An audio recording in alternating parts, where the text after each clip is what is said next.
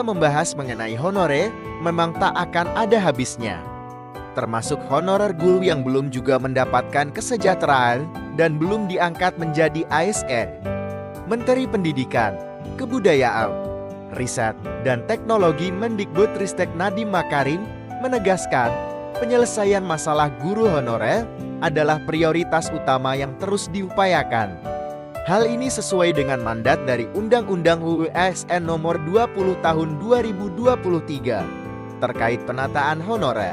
Maka, pemerintah bertekad untuk mengangkat sebanyak mungkin guru honorer yang layak menjadi pegawai pemerintah dengan perjanjian kerja PPPK.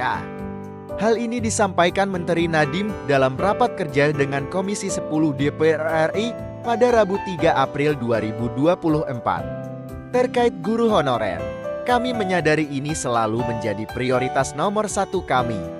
Enggak pernah berhenti perjuangan kami untuk memastikan sebanyak mungkin guru honorer yang layak menjadi PPPK bisa menjadi PPPK, kata Menteri Nadiem. Kementerian Pendayagunaan Aparatur Negara dan Reformasi Birokrasi Kemenpan RB telah menyetujui izin formasi sebanyak 40.541 calon ASN di lingkungan Kementerian Pendidikan, Kebudayaan, Riset, dan Teknologi Kemendikbudristek. Maka itu termasuk formasi yang terdiri atas 15.462 CPNS dan 25.079 PPPK. Ada beberapa poin penting yang menjadi titik tekan. Pertama, formasi ini menjadi bagian dari upaya penuntasan tenaga non-ASN honorer di seluruh unit kerja Kemendikbudristek, selain tentu formasi dalam skema luas di dunia pendidikan yang juga tersebar di Pemda. Ujar Menpan RB Abdullah Azwar Anas pada Senin 1 April 2024. Menurut Menteri PAN RB Abdullah Azwar Anas, izin tersebut mencakup beberapa aspek penting. Pertama, penuntasan tenaga non-ASN honorer di unit kerja Kemendikbudristek, serta penyaluran formasi di dunia pendidikan yang tersebar di Pemda. Kedua, pemenuhan kebutuhan SDM di perguruan tinggi, terutama dosen, yang selama ini alokasi formasinya terbatas. Tahun ini sesuai arahan Bapak Presiden, formasi untuk dosen diharapkan bisa optimal. Sudah kami diskusikan detail dengan Pak Nadiem Makarim, termasuk kami memberi saran soal beberapa teknis seleksi agar bisa menyerap jumlah formasi dosen secara optimal.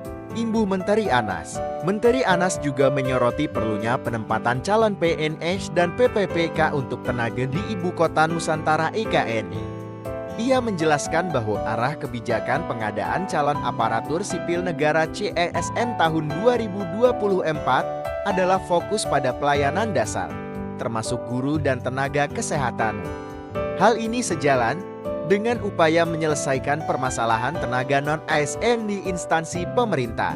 Sementara itu, Mendikbudristek Nadiem Anwar Makarim mengapresiasi dukungan Kementerian PNRB dalam upaya penataan manajemen SDM sektor pendidikan.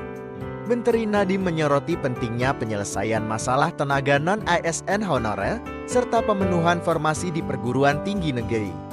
Menteri Nadiem juga menekankan urgensi pemenuhan tenaga kesehatan di fasilitas kesehatan Kemendikbudristek seperti klinik, poliklinik, rumah sakit pendidikan, dan rumah sakit gigi dan mulut di lingkungan perguruan tinggi negeri. Kebutuhan memang sudah cukup darurat ya kebutuhan kita untuk formasi dosen. Jadi ini akan sangat membantu meningkatkan kualitas pendidikan tinggi kita dan juga meningkatkan kualitas kinerja kementerian kita juga. Tutup Menteri Nadiem. Komitmen Mendikbudristek dalam memprioritaskan penyelesaian masalah guru honorer menjadi PPPK adalah langkah positif dalam mendukung kualitas pendidikan di Indonesia. Dengan upaya bersama antara Kementerian PAN-RB dan Kemendikbudristek, diharapkan pembangunan SDM di sektor pendidikan dapat terus ditingkatkan, mendukung kemajuan bangsa ke arah yang lebih baik.